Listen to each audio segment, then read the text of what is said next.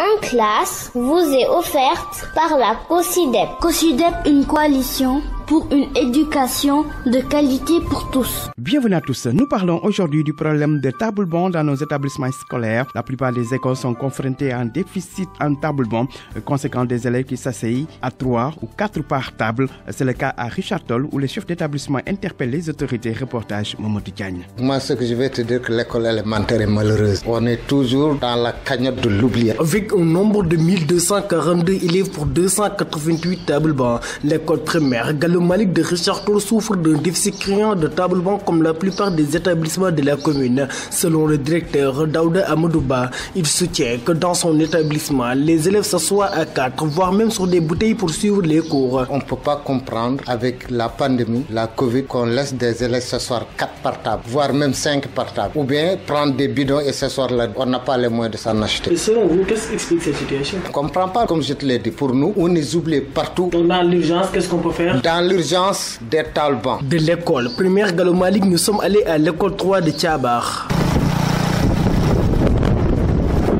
Dans cet établissement, le constat est le même. Les tables-bancs font défaut d'après le directeur de l'école Abdou Sardior. Mais il marque tout son optimisme tout en lançant un appel au gouvernement. Je pense que cette situation, elle est quasi générale. Non seulement les tables-bancs manquent parce que les effectifs augmentent chaque année. Donc vraiment, si l'État du Sénégal peut venir rapidement en aide aux écoles en les dotant de tables-bancs, vraiment, c'est une nouvelle que nous accueillons avec joie. Dépassé par la situation, ces directeurs d'école prônent le retour à l'ancienne méthode qui est d'envoyer des entrepreneurs dans les établissements pour la réparation des tables-bancs jugées défectueuses. Les autorités reconnaissent ce déficit en tables-bancs et annoncent des mesures dans le cadre du programme de dotation en tables-bancs. Écoutons Mohamed Moustapha Diagne, le porte-parole du ministère de l'Éducation nationale. Ce fait est lié à plusieurs causes. D'abord, les élèves endommagent les tables-bancs en jouant en classe ou lors des journées culturelles organisées par les gouvernements scolaires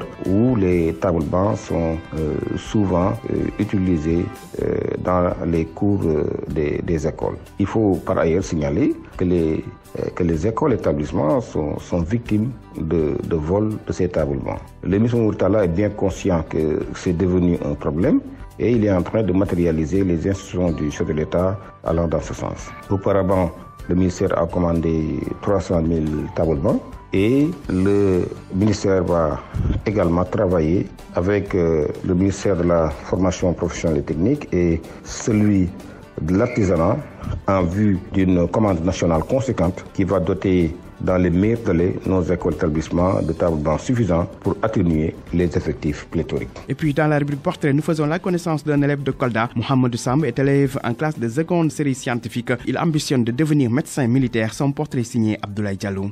Je m'appelle Mohamed Samb.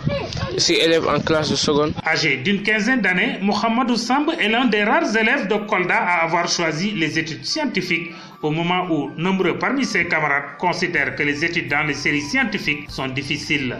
Mon choix est surtout porté sur une matière qui m'a beaucoup plu, c'est-à-dire les SVT, et que le fait que je me débrouille en mathématiques et en sciences physiques. Élève au lycée Alpha Molo Baldé de Kolda, Mohamed Samb nous livre son secret. Écoutez les explications du prof, rester attentif en classe et ne pas être distrait. Ambitieux et dégourdi, il invite ses camarades à prendre au sérieux leurs études. Je leur conseille que si eux, vraiment, ils veulent réussir dans la vie, ils n'ont qu'à prendre au sérieux l'enseignement. Mohamed Samb, qui aspire à devenir chercheur, voudrait également travailler pour la santé militaire. Comme médecin de l'armée et chercheur, ça m'a beaucoup plu. C'est pourquoi il compte aller loin dans ses études. Je compte terminer mes formations, je vais les terminer en tout cas, si Dieu me permet. À cause de la faiblesse des effectifs dans les séries scientifiques, ces élèves ou bien même ces djambars, devrait-on dire, méritent un soutien et un encouragement pour créer l'émulation au sein des élèves.